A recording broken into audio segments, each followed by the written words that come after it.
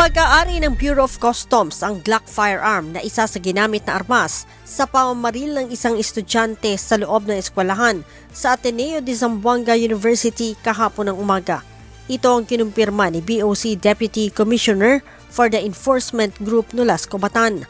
Ayon kay Deputy Commissioner Batan, tauhan nila ang tatay ng shooter na nakatalagang hepe ng Customs Police sa Port of Zamboanga.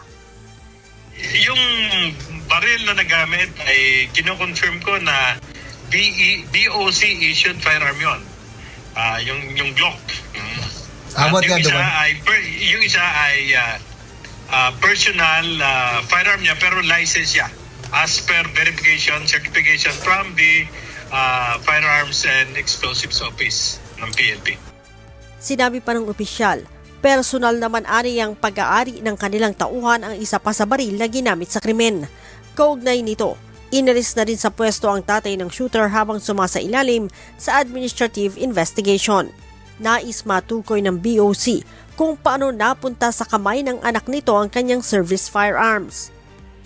Bago natin bigyan ng acknowledgement receipt at saka letter order, talagang binibriefing natin. Hindi tayo basta-basta nagbibigay o nag-i-issue ng firearm without proper education to these people.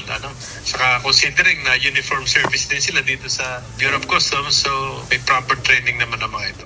Kahapon, namaril ang grade 9 student sa Ateneo de Zamboanga University sa loob ng eskwelahan kung saan 2 estudyante ang namatay at isa ang sugatan. Ang naturang pamamaril, ini-livestream pa ng shooter. Sinabi ni DI Elder Secretary John Vic Remulla na tumalon ang bata mula sa ika-5 palapag ng gusali matapos na isagawa ang krimen. Inaalam pa ng pulisya kung saan nag-ugat ang pamamaril ng estudyante. Leia Ilagan, humahataw sa balita. Ngayon.